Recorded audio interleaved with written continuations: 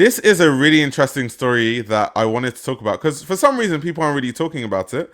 Now, if you guys are followers of the streams, you follow the content consistently, you would have actually seen me cover all the times, all the issues of the sweatshops, of luxury brands, and kind of, the issues that were happening and all those kind of things. We talked about all those issues. And I haven't seen people really cover the fact that the EU has been watering down sustainability rules, and they've actually been watering down sort of like the laws and making it easier for brands to exploit. So it's very funny because we talked about Shein and the fact that it was surprising that Shein was even allowed to have a store in Paris, because we used to think that, France really cared about sustainability and like they would, push against that. But now we're seeing like legislation coming from the EU that is literally allowing brands to get away with more stuff, which is like shocking. We're literally going backwards. So in my notes, I've kind of summarized it, so bear with me. So essentially, what the EU is doing in a nutshell is they're shifting to a more business-friendly approach. And when people say they're shifting to a more business-friendly approach, it means we are allowing the companies to control us. It means the companies have power over the government. That's basically what that means. That's the translation. So what has specifically happened is they've watered down two major supply chain accountability laws. So one of the laws is called the Corporate Sustainability Due Diligence Directive, and the other one is called the Corporate Sustainability Reporting Directive. So what these things do is they require like detailed standardized reporting, whether that's on ESG issues, on emissions, on labor standards, on supply chain risks, on different information in your supply chain. They're supposed to hold companies legally accountable for like environmental and labor abuse across supply chains.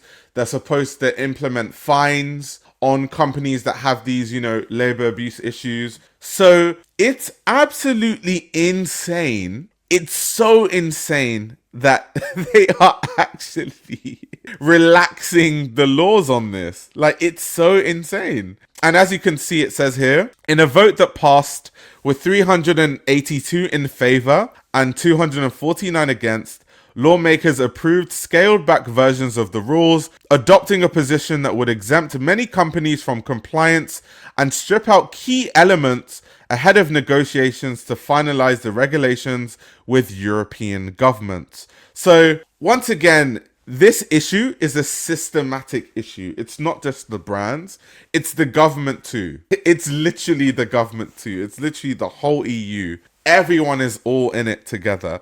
So, when we say that, luxury brands don't have these issues and the government should, implement laws and put laws in place to, block brands from being able to exploit workers, well, actually, the government is actually helping the businesses exploit more workers, which is insane. And why are we here?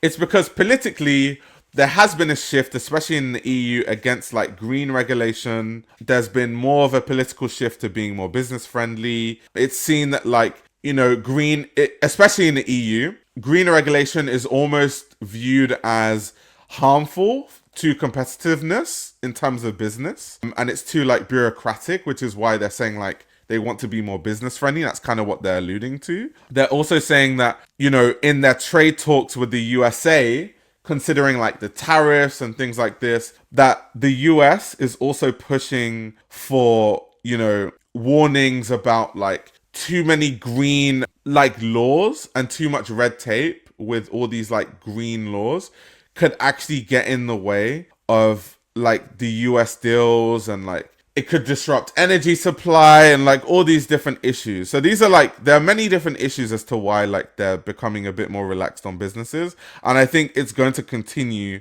to go in this direction, to be honest. And it really matters because, we're seeing all these labor violations all over the place, especially in Italy. And the fact that they're relaxing it just means that these brands are just going to get away with it and just continue doing it. Like, they're literally saying that brands are less legally pressured to address their subcontracting practices. Like that. Do you know how insane that is? Do you know how insane that is? It's so insane. Like, let me see what BOF has said. Like they said here, the changes to the EU sustainability regulations reflect a rightward shift in politics over the last 2 years.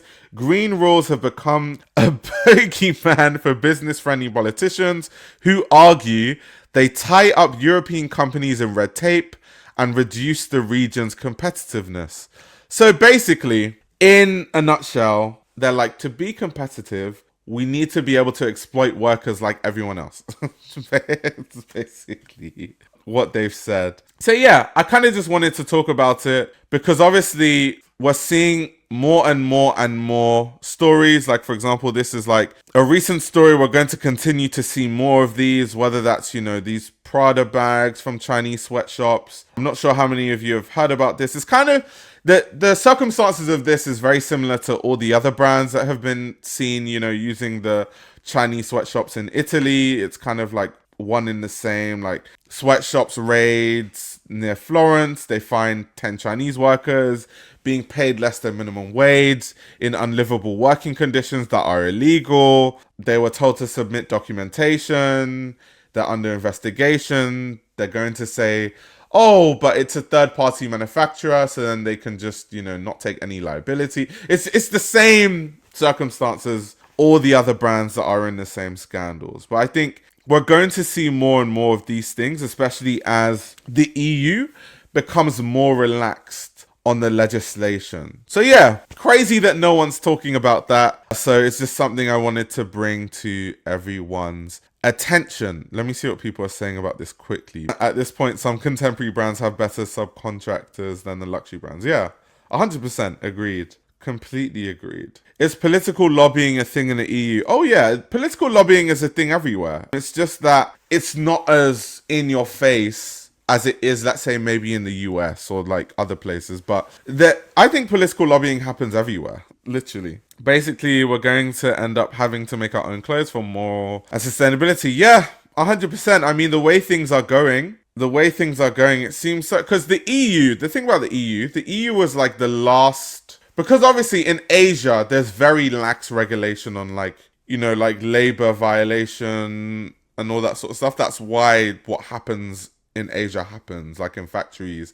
People die, whether that's in China or in, you know, Bangladesh, India. Like, so the EU was the place that was supposed to have all the legislation to make sure that it doesn't happen in EU countries. But now that they're kind of almost getting to the point they're turning a blind eye because they need to be more competitive. So now it's just going to be a worldwide issue. Literally. That's literally what's going to happen.